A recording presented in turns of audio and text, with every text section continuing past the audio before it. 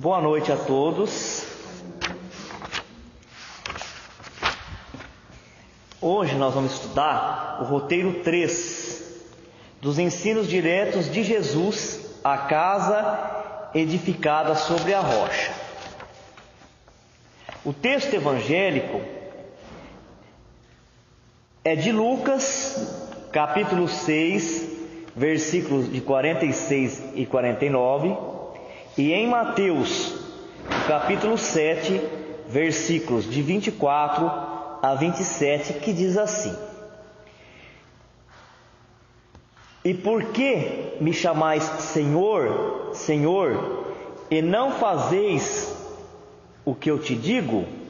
Qualquer que venha a mim e ouve as minhas palavras e as observa, eu vos mostrarei a quem é semelhante. É semelhante ao homem que edificou uma casa e cavou e abriu bem fundo e pôs os alicerces sobre a rocha. E vindo a enchente, bateu com ímpeto a corrente naquela casa, e não a pôde abalar, porque estava fundada sobre a rocha. Mas os que ouvem e não pratica é semelhante ao homem que edificou uma casa sobre a terra, sem alicerces, na qual bateu o ímpeto a corrente e logo caiu. E foi grande a ruína naquela casa. Todo aquele, pois, que escuta essas minhas palavras e as pratica, assemelhá-lo-ei ao homem prudente, que edificou a sua casa sobre a rocha. E desceu a chuva, e correram rios, e assopraram ventos, e combateram aquela casa, e não caiu, porque estava edificada sobre a rocha.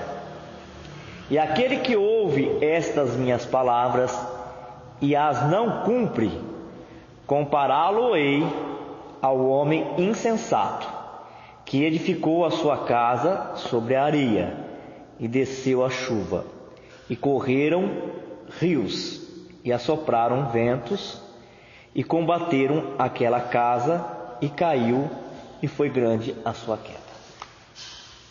Essas são as palavras de Jesus, que foram registradas por Lucas e por Mateus.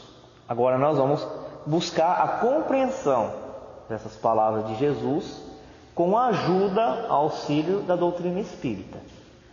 O que a doutrina espírita traz de contribuição para a gente compreender qual é o ensinamento que Jesus estava passando. E a gente entende que um ser, como Jesus, Cristo de Deus, ele sempre fala com algum propósito. E em tudo que Jesus fala e faz, tem um aproveitamento para nossas vidas agora. Nós estamos aqui encarnados para realizar um trabalho. E esse trabalho que a gente vai realizar é dentro de nós mesmos. Reformando o nosso pensamento, os nossos sentimentos, os nossos comportamentos. Sempre em vista a crescer, por mais difícil que seja a situação que a gente está passando, por maior pressão e por maior que seja a prova, a gente conta sempre com a misericórdia de Deus, porque Ele é um Pai amoroso.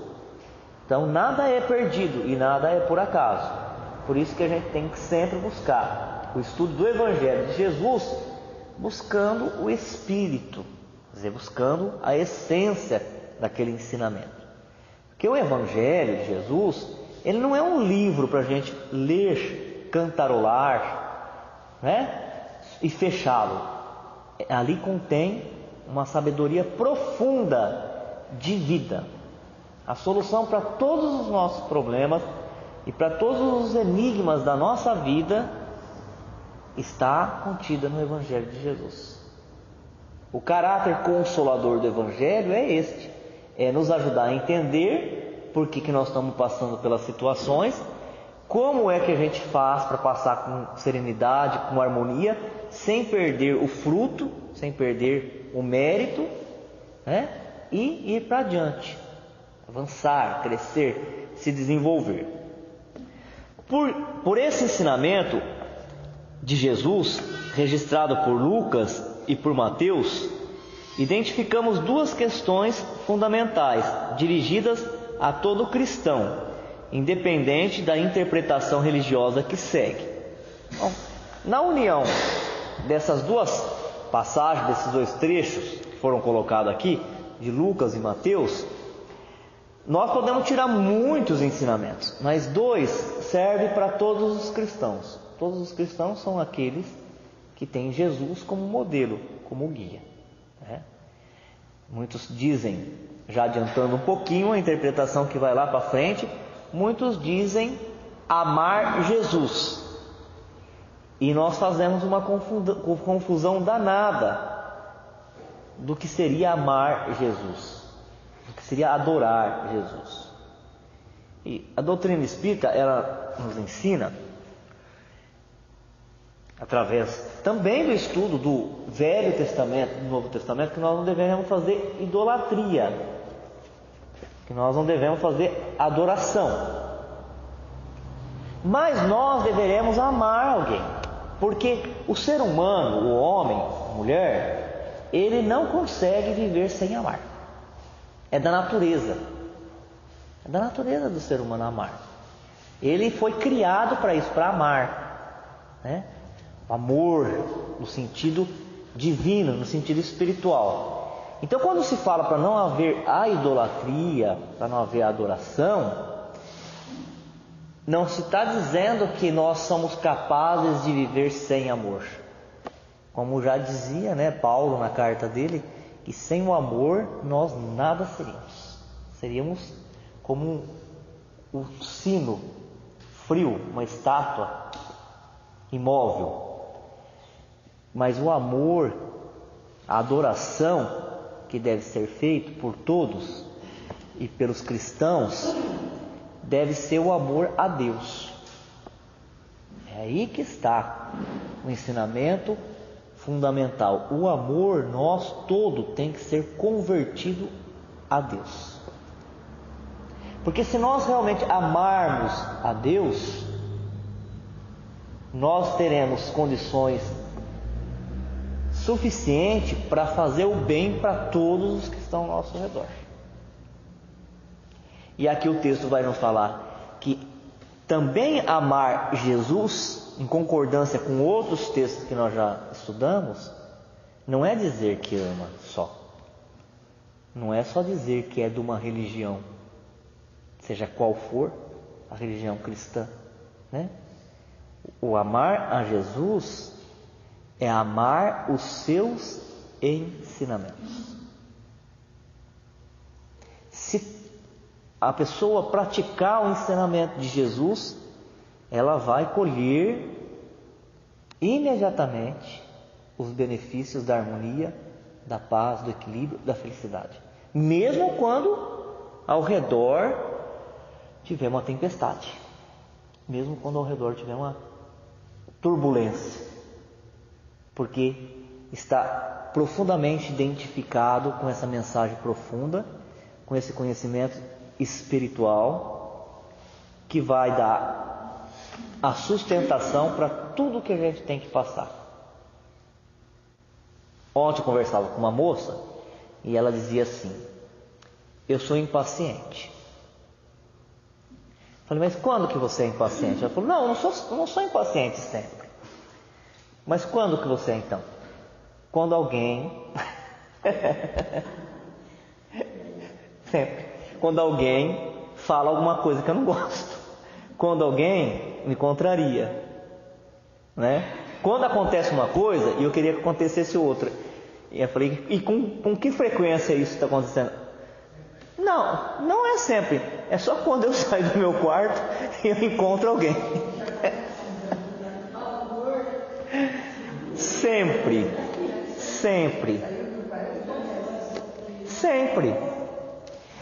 Aí nós conversávamos, e a conversa foi até boa. Aí nós falávamos assim: quando nós estamos no mundo espiritual, nós desencarnamos, né? A gente perde o corpo, porque nós somos espírito. Olha aqui, ó, eu sou um espírito. que estou agora usando a carne, mas eu sou um espírito, todo mundo é um espírito. Quando nós estamos no mundo espiritual, ali nós nos reunimos entre os iguais. Por isso que é legal, é bacana, é uma maravilha. Parece que nós já estamos vivendo a eternidade quando nós estamos lá. Por quê? Porque a gente se identifica com o outro que está ali, parece que nós estamos olhando no espelho.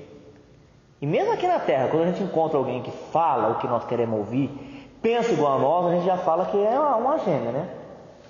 A amizade gêmea, o amor gêmeo, tudo isso.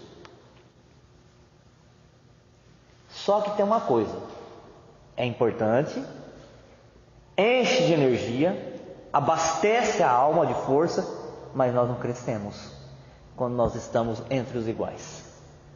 Porque o igual a mim, ele me agrada, mas ele me deixa numa situação de comodidade. Porque aquilo que ele vai trazer é o que eu já tenho. E aí então o espírito cansado, né? Porque nenhuma mente aguenta monotonia, nenhuma aguenta repetição, fazer a mesma coisa por muito tempo. Nem os maus aguentam fazer mal durante muito tempo. Chega uma hora que eles falam: cansei, é muito repetido, enjoei, eu quero ver coisas novas, né? Quantos que mudam, se convertem?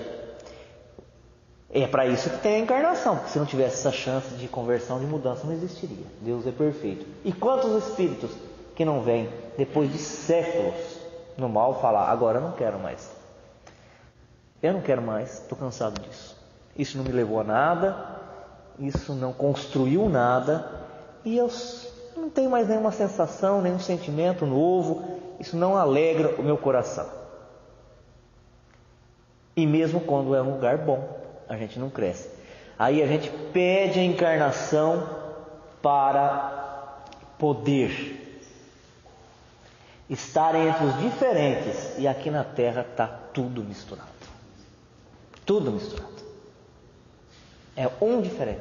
E isso não é ruim. Isso não é ruim. É o que é necessário para nós, nesse momento, para a gente poder avançar, senão não avançava. Então aqui nós temos o que gosta da gente, o que não gosta, o que reconhece nossos esforços, o que quer puxar o tapete. Está tudo misturado. Tudo misturado. Agora, o cristão, é isso que o texto vai falar conosco, porque o Evangelho, ele fala com a gente. Ele vai falar que quem realmente assimilou o Evangelho, ou está se esforçando para assimilar o Evangelho, ele vai buscar a paz, a harmonia, mesmo no meio de todas essas dificuldades. E ele vai testar o quanto ele conseguiu,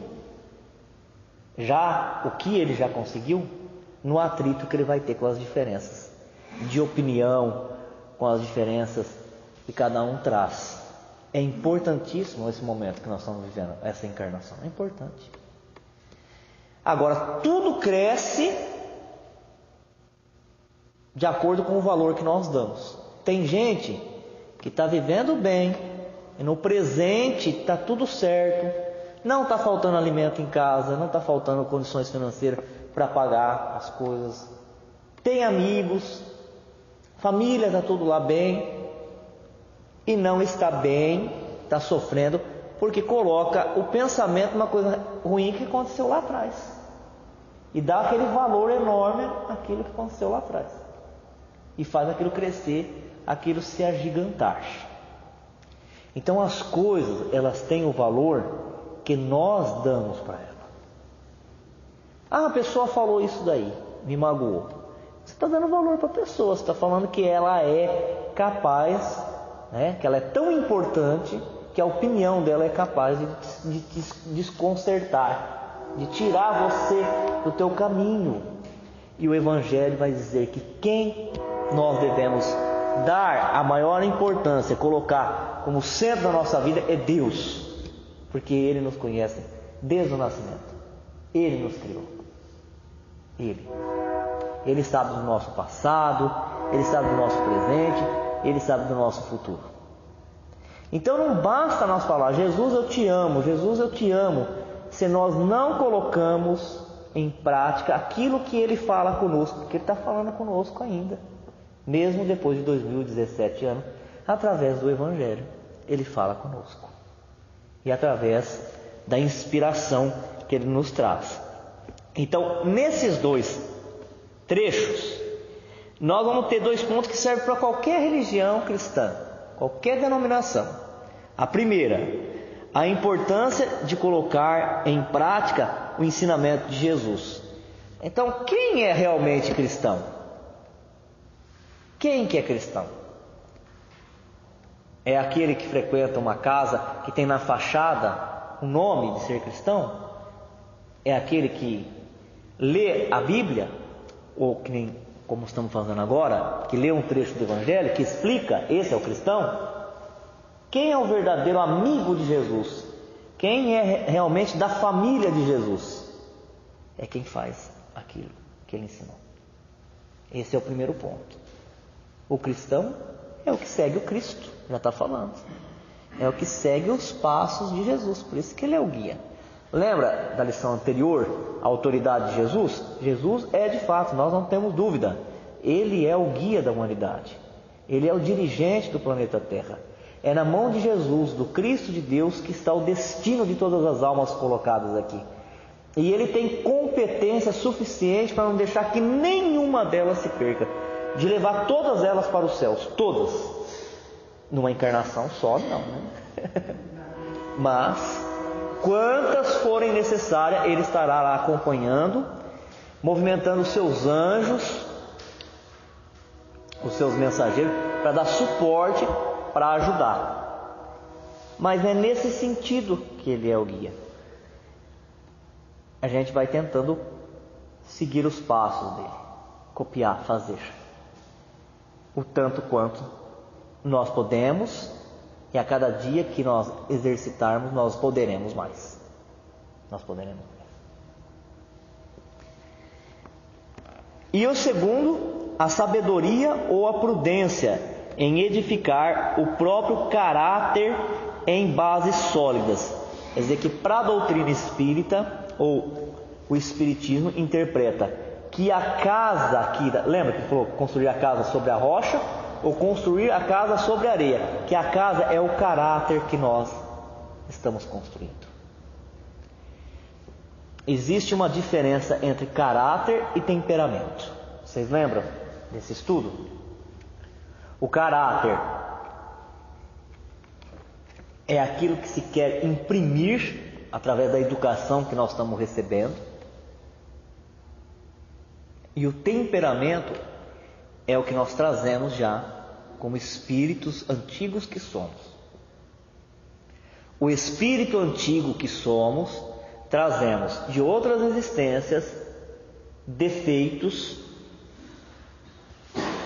e qualidades. E qualidades. Todo dia a gente agora vê um vídeo no Facebook de crianças que fazem coisas com 2, 3 anos que ninguém consegue explicar se não for pela encarnação. Porque a gente quer aprender a tocar uma viola, um violão com uma corda só e a gente não consegue, né? E a criança pega lá um instrumento complicadíssimo, com 2, 3 anos, encontrou a primeira vez, está lá o piano num shopping center, foi passear com o pai, 2, 3 anos, mal sabe andar, foi de encontro ao piano e começou a tocar. Aí tem gente que fala: ah, mas esse é o poder de Deus sobre aquela criança. Ah, é? Então Deus escolhe? Por que não escolhe eu para tocar alguma coisa? Não me ama? Só ama aquela criança? Só escolheu ela e vai lá e toca aquelas melodias complicadas, com perfeição, com maestria, né? Deus ama igualmente todo mundo, mas aquilo é conquista dele, conquista que não se perde nas encarnações. Crianças que não comem carne, não que a gente esteja forçando isso, a gente sempre coloca isso. O compromisso da doutrina espírita não é ensinar a pessoa a ser vegetariana, a ser não é tratar de dieta. Isso é de cada um, da educação, da disciplina que cada um vai ser pondo. O compromisso da doutrina espírita é trazer os ensinamentos do Evangelho. Mas não dá para passar despercebido quando é natural. A criança na frente do alimento, e cada vez está crescendo muito isso, e fala assim: o que é que tem aí nesse prato? Criança muito nova, de 4, 5 anos. Ah, é o frango. Frango? Mas vocês comem frango? Frango é animal. Ele tem perninha, ele tem olhinho. Ninguém ensinou isso, porque são muito novinhos. Outro: o que tem aqui? Aqui tem frutos do mar. O que é fruto do mar? Fruto do mar é polvo. Isso aqui é a perninha dela? É o tentáculo. A mãe falando, né? E onde você pegou isso? Comprei na peixaria. Não, eu vou comer a batata. Isso eu não vou comer. Por quê? Porque isso são animaizinhos. Animaizinhos são nossos irmãos. E nós temos que cuidar dos nossos irmãos. Isso é temperamento, né? É conquista das encarnações que aquela criança tem. Assim como já tem algumas que olham para a gente um olhar desafiador, querendo dizer: eu vim para fazer o que eu quero, testando o nosso limite, né? Testando o nosso limite. E o caráter é aquilo que nós vamos herdar pela educação do pai, quando o pai fala. E ainda bem que agora está falando de novo. Teve uma época que não estava falando mais. Quando fala: não pode, isso é feio, isso machuca. Pode, que bonito, que legal, como Jesus ensinou no Evangelho. Seja sim, sim e não, não. Então o caráter aqui é como se a gente pegasse uma pedra sabão. Todo mundo já viu uma pedra sabão? Ela é maleável, né? Fácil de fazer escultura. É você imprimir, modelar do jeito que você quer que seja. Esse é o caráter. E o temperamento é a conquista do espírito, as coisas boas ou ruins.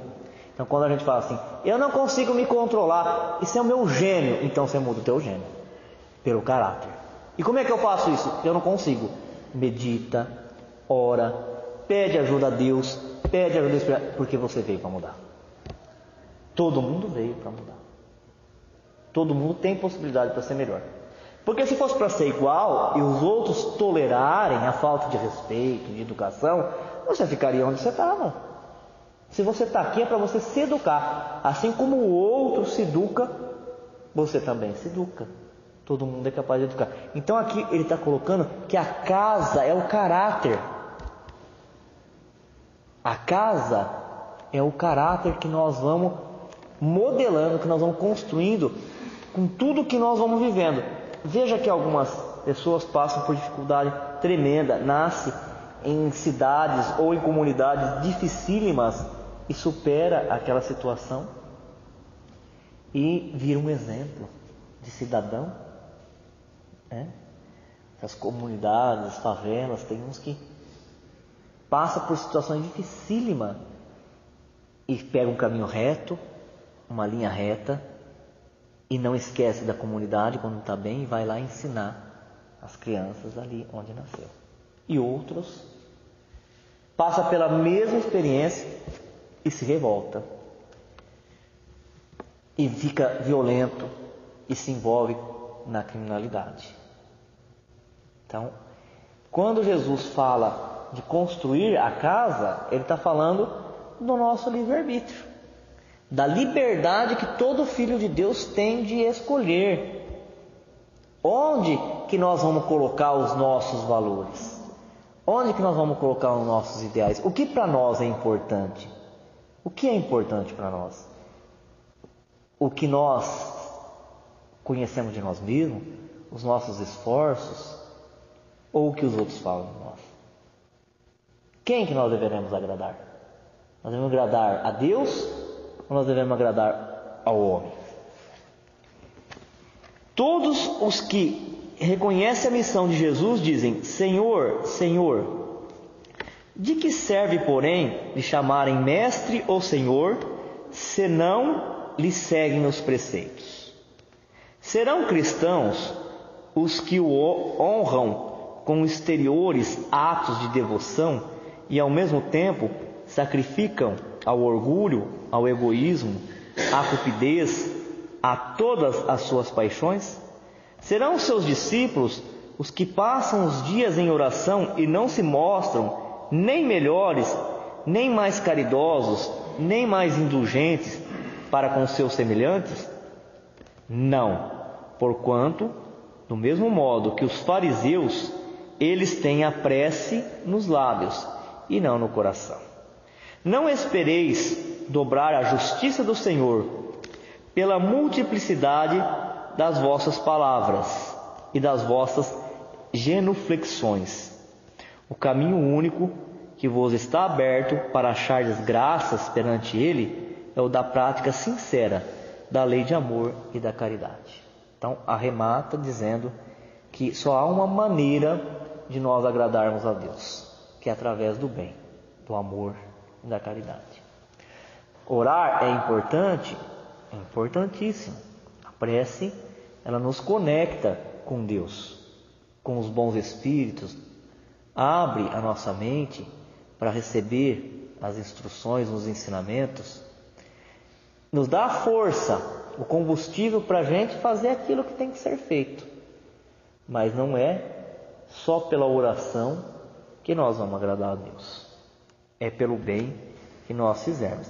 Aí ele dá até um exemplo aqui dos fariseus, que eram religiosos da época de Jesus.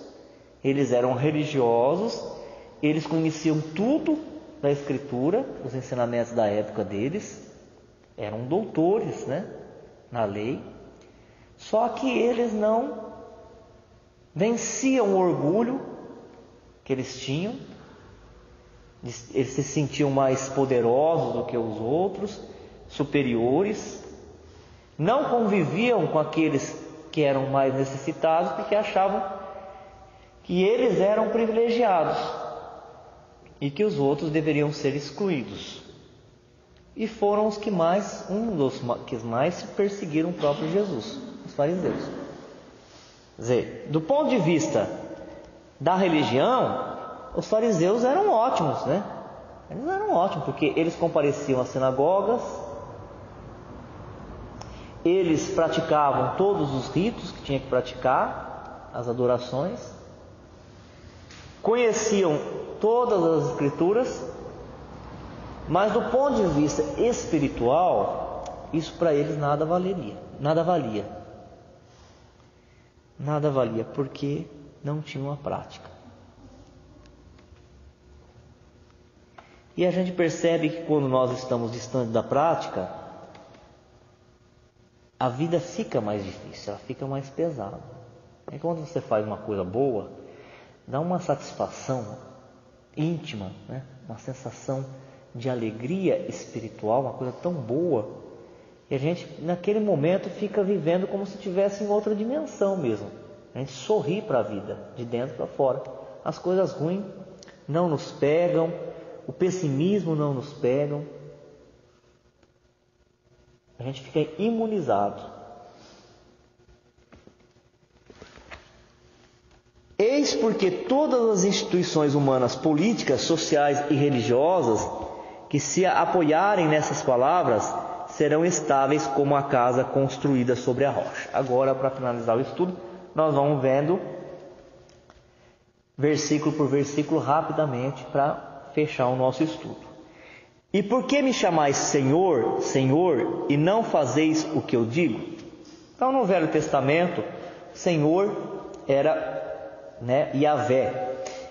Os hebreus nem escreviam o nome de Deus de tanto respeito que eles tinham, e nem pronunciavam, Yahvé, e a gente vai conhecer hoje como Jeová ou Javé. Depois também a gente passa a conhecer como Adonai, quer dizer, Adonai é no plural, é o Senhor do Senhor, Adonai, Adonai, o Senhor, os senhores. Então, nesse versículo a gente pode entender que seja Deus mesmo, o Senhor de todo mundo, o Criador, a fonte inesgotável de bênçãos, ou também, para nós, o Senhor é Jesus, sem confundir Jesus com Deus. Embora Jesus, tão puro, tão cristalino, tão perfeito, que o povo hebreu, em alguns momentos, até confundiu Jesus com o próprio Deus, com aquela necessidade que a gente tem de materializar a fé, Eu tenho necessidade de materializar a fé. Como é que é isso? Quem é Deus? Ou como a doutrina espírita coloca, que é Deus? Deus é a inteligência suprema, a causa primária de todas as coisas. Mas quem que é?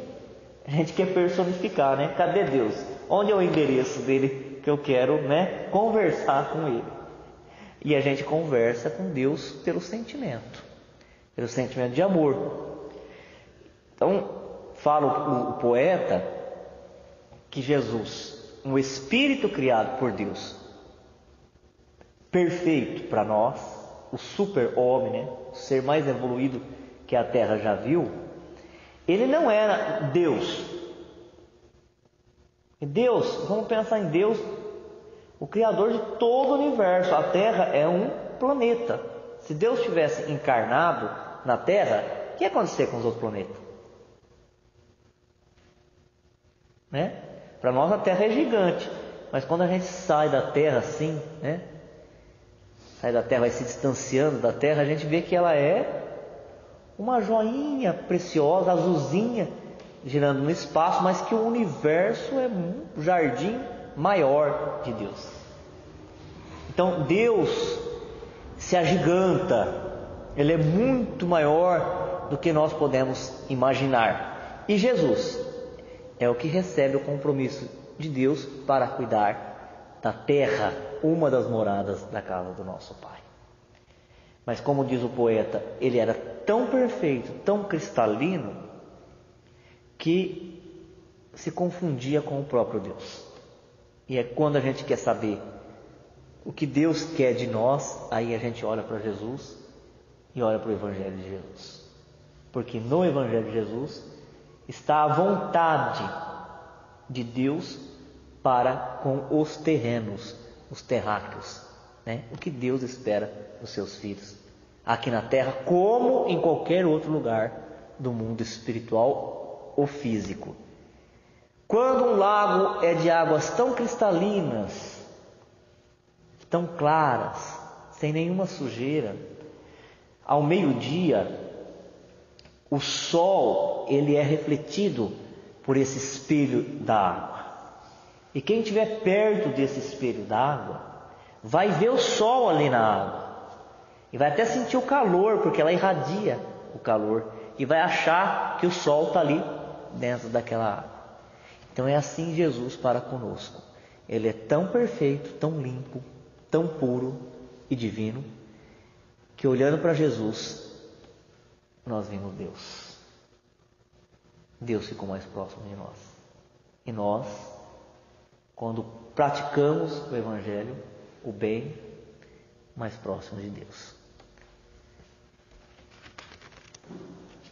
E por que me chamais Senhor, Senhor, e não fazeis o que eu digo? Quer dizer, o que importa mais para o bem-estar, para o equilíbrio, para a saúde, para a felicidade, ou como queiram os outros cristãos, para a salvação? O que importa mais é a gente ficar fazendo oração o tempo todo e não fazer o bem, ou fazer o bem, ajudar o próximo, ajudar o irmão, o filho de Deus, Porque Deus ajuda os seus filhos através do outro homem. É isso que está dizendo esse versículo. Por quê? Fica me adorando com os lábios, mas não com o coração. Qualquer que vem a mim e ouve as minhas palavras e as observa, eu vos mostrarei a quem é semelhante. É semelhante ao homem que edificou uma casa e cavou e abriu bem fundo e pôs o alicerce sobre a rocha. E vindo a enchente, bateu com ímpeto a corrente naquela casa e não a pôde abalar, porque estava fundada sobre a rocha.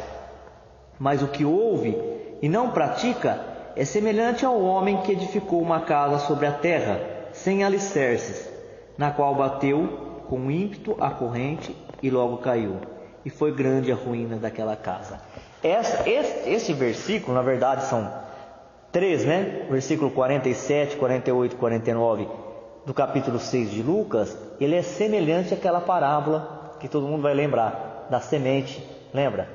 O semeador saiu a semear, uma parte da semente caiu em solo pedregoso, a outra parte caiu à beira do caminho, a outra parte caiu entre os espinheiros e uma caiu no solo fértil. Então o solo fértil, naquela parábola, que acolheu a semente, recebeu a semente e deu condições para que ela germinasse, é o espírito, é o homem, a mulher, que já tem condições para receber a palavra de Deus, compreender essa palavra e fazer ela render frutos, fazer ela virar obras.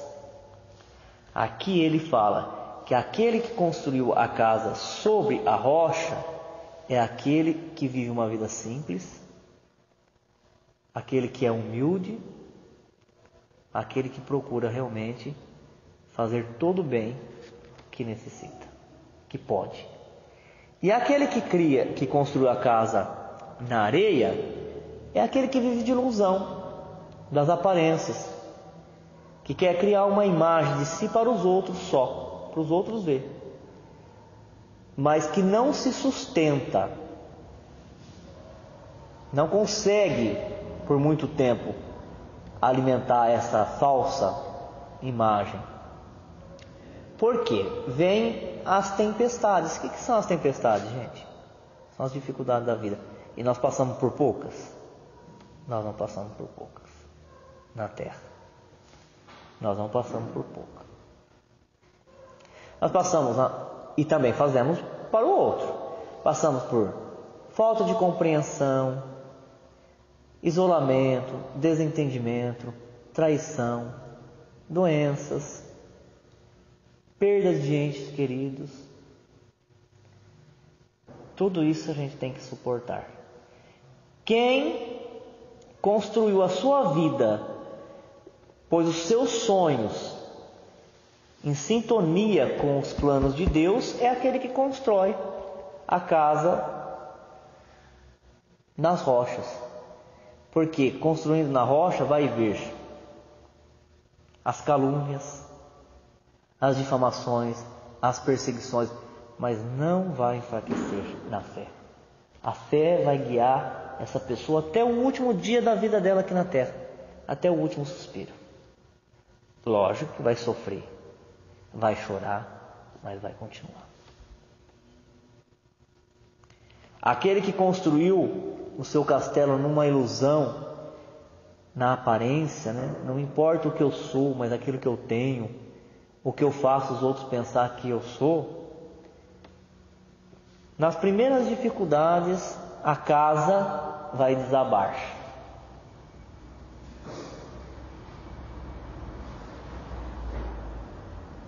O que é a casa mesmo? Segundo essa linha de pensamento que nós começamos aqui, o que é a casa? Caráter. É o caráter da pessoa. Eu sou de Deus, eu sou de Deus, eu sou de Deus. Mas surge a dificuldade e a oportunidade de fazer o ilícito, o errado, e faz. Né? Eu sou de Deus, eu sou de Deus, eu sou de Deus. Primeira contrariedade, primeiro atrito que tem com o irmão, começa uma política de desconstruir a imagem da outra pessoa, veiculando fofocas, maledicências, né? Então é isso que Jesus estava falando.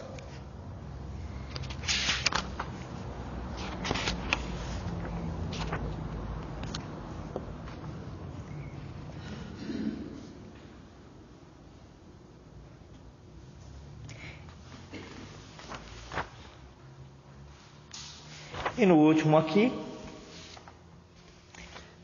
tal situação nos faz lembrar esta outra citação do Evangelho. Pois qual de vós, querendo edificar uma torre, não se assenta primeiro a fazer as contas dos gastos para ver se tem com que acabar? Então Jesus está comparando a vida da gente com uma construção. Vamos falar assim, aquele que realmente é prudente, que se organiza, que planeja, ele quer construir uma torre. Por que ele fala de torre? Porque está falando de subir, ir para o alto. Deixando evidente aqui que ele está falando, comparando com uma construção da terra, mas ele está falando da espiritualização, né? Da iluminação do espírito. Aí o que a pessoa faz? Ela senta e vê o recurso que ela tem, o dinheiro que ela tem para construir aquela torre. Porque se ela não fizer a conta de quanto ela tem, o que pode acontecer? Ela falar para todo mundo que vai construir uma torre, criar uma expectativa e não chegar nem na metade. Aí as pessoas que vão passar por ali vai falar o quê? Ih, tá vendo? Esse daí quis construir uma torre, o que ele fez? Não chegou nem no alicerce, nem na metade do caminho. Cria descrédito. Aí toda vez que a pessoa quer fazer alguma coisa, ela não acha parceiros, ela não acha quem possa ajudar naquele projeto. Perde a credibilidade. Para que não aconteça que depois de haver posto os alicerces, e não a podendo acabar, todos que virem comecem a escarnecer dele, dizendo: este homem começou a edificar e não pôde acabar. Então, para poder entender melhor isso, o Espírito Emmanuel, ele vem colaborar escrevendo assim: constitui objeto de observação singular as circunstâncias do mestre se referir, a essa altura do ensinamento evangélico, a uma torre, quando deseja simbolizar o esforço de elevação espiritual por parte da criatura. A torre e a casa são construções muito diversas entre si. A primeira é fortaleza, a segunda é habitação. A casa proporciona aconchego, a torre dilata a visão. Um homem de bem, integrado no conhecimento espiritual e praticando-lhe os princípios sagrados, está em sua casa, edificando a torre divina da iluminação ao mesmo tempo. Em regra vulgar, porém, o que se observa no mundo é um número espontâneo de pessoas que nem cuidaram ainda da construção da casa interior e já falam calorosamente sobre a torre de que se acham tão distante. Está falando da empolgação. Quando a gente começa a trabalhar no espiritismo ou qualquer outra religião, ele fala que a pessoa mal acabou de construir a sua casa, quer dizer, de encontrar o seu equilíbrio, a sua força. O que a gente já quer ser? A gente já quer ser um grande médium, quer ter uma grande missão, né? Nem acabou de construir a casa, e ele fala, casa é moradia, torre é fortaleza, é fortificação. Primeiro eu construo a minha casa. A nossa casa é o nosso espírito. Primeiro a gente tem que cuidar da gente mesmo, cuidar da nossa paz, né? Não se envolver em confusão, ter sabedoria para fazer as escolhas certas, o silêncio que a gente tem que fazer dentro do nosso próprio espírito, ficar evitando conflitos, confusões, ajudar ali no lar, os tão próximos, harmonizar o lar, ajudar aqueles que têm dificuldade, através dos exemplos. Quantos espíritos luminosos que encarnam e têm uma vida no anonimato, dentro do lar, mãezinha, vozinha, e são espíritos de alta envergadura, e muitas vezes nós, que não temos ainda a espiritualidade, o amor, a paciência, a resignação desses espíritos, queremos ser missionários. Queremos falar a grandes públicos, movimentar as massas, curar, escrever livros. Você fala, entrega uma mensagem ali na frente, ela não entrega, mas ela quer psicografar, ela quer psicografar um livro. Vem ajudar a limpar o centro? Não vem. Limpar o centro, ela quer limpar a aura das pessoas, quer limpar o perispírito da pessoa. Lembra de André Luiz, o médico vaidoso, orgulhoso da terra? Lembra? Chegou no mundo espiritual, ele queria trabalhar. E é digno trabalhar, né? Quer coisa melhor do que trabalhar? Mas ele queria trabalhar como médico. E aí eles falaram, como médico você ainda não pode trabalhar. Como não? Eu sou estudado. Ah, mas você é estudado nas coisas do corpo físico. Aqui no mundo espiritual não tem corpo físico. Aqui as dores são morais. Como que você vai ensinar a paciência a uma pessoa se você não tem paciência? Como que você vai ensinar o perdão se você não perdoa? Como que você vai ensinar o desapego? E ele estava completamente apegado. O desapego, se você é apegado. Você acha que você ainda é médico? Primeiro o apego, né? Eu sou médico. Eu não sou espírito, eu sou filho de Deus. Eu não sou irmão do outro, eu sou médico. As ilusões. A casa é minha, a mulher é minha e o filho é meu. Chegou lá, cadê meu quadro? Cadê a minha imagem que estava na parede? Cadê os objetos que eu gostava? Cadê a mulher que era minha? Cadê os filhos que eram meus? Aí vai passando por todo um processo de desilusão, desconstrução das fantasias que ele mesmo havia criado e desenvolve a amorosidade, o amor, o carinho pelo outro. Aí você pode trabalhar. É o que ele está dizendo. A gente é ousado, né? Quem vem aqui na frente fica até com medo agora de ficar lendo, interpretando o Evangelho do Cristo, porque a gente fala. Esses que ele está falando aqui é para nós, o que está aqui na frente falando. Os que ficam, Senhor, Senhor. Fala de Jesus, mas eu quero ver na hora que espremer e passar na peneirinha, o que vai sobrar? Então é isso que ele está falando. Primeiro a gente tem que desenvolver a espiritualidade, né? Em nós mesmos, na nossa casa, que é o nosso espírito, no nosso corpo, harmonizar todas as células. Ainda falando de André Luiz, né? Ele fala uma coisa muito bonita. Ele fala que não é por cartazes, por faixas, que nós vamos conseguir a paz mundial. Que nós vamos conseguir a paz mundial o dia que cada um harmonizar, pacificar cada célula do seu corpo. Cada homem, cada mulher, pacificar cada partícula do seu corpo, aí o mundo estará em paz. Depois nós construímos então as torres, que são os grandes trabalhos, as missões, os compromissos que Deus vai nos trazendo.